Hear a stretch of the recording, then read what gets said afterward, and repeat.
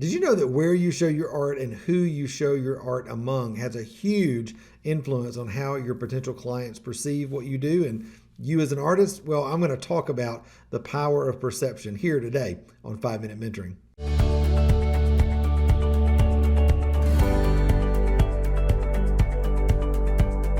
Hey, my friends, so glad that you're with me today here on 5 Minute Mentoring. So listen, I'm in an interesting season right now. We've moved to rural East Texas, and as I'm getting to know the art scene here, I've been taking some time to kind of get out and look at galleries and art walks and fairs and festivals and things like that. And one of the things that I'm finding that I've seen over the years in people in the mentoring program is that, Matt, hey, not everybody lives in Asheville. Not everybody lives in New York City. Not everybody lives in a big metropolitan area with a great art scene. How do you sell your art in the middle of that? And so what happens is a lot of times artists end up settling for the opportunities that are in their local area.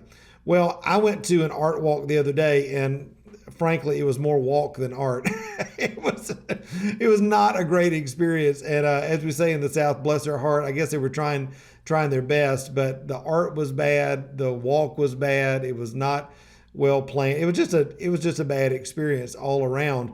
And I felt bad because there were a few, good artists that were sprinkled in a couple of galleries that I saw and that sort of thing. But I just could not help but think, oh my gosh, anybody that is looking for great original art is not looking here. And if they are here, they're so turned off by the presentation and the aesthetic and the other artists that are so rudimentary and beginner level and just not aesthetically pleasing that it's not making them, the ones that are actually good, it's not making them look good at all.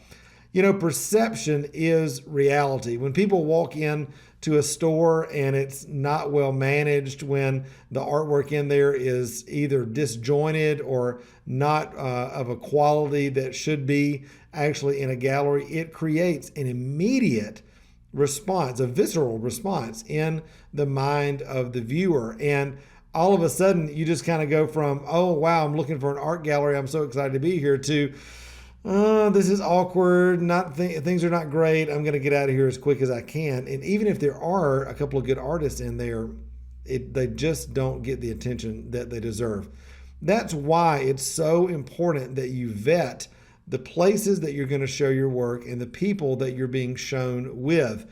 Because, it's better for you. I was just telling my people in the mentoring program this morning on a live Q&A, I said, guys, it is better to have fewer opportunities to show your work, but make sure they're in great places, as opposed to sprinkling your work in a whole bunch of places that are not great places for your ideal client. It actually makes you look bad. It makes you look like you don't know what you're doing as an artist. It makes you look desperate just to kind of get your work out there, as opposed to intentionally selecting galleries and shows and exhibitions and partners and spaces that actually make you look great, that actually enhance and increase the perception of your work.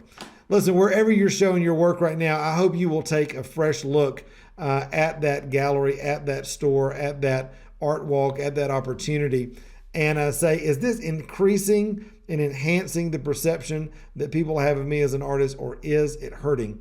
If it's hurting, take the hard step to pull your work out of there and choose a place, look for a place, be intentional about a place that will enhance the perception that people have of your work. I love you, my friend. I'm for you. I know this may sound a little bit tough today, but believe me, it works if you will be intentional about going to the places where the perception will be enhanced. It makes all the difference in the world. I love you, my friend. Have a great day. And until next time, remember, you were created to thrive. Bye.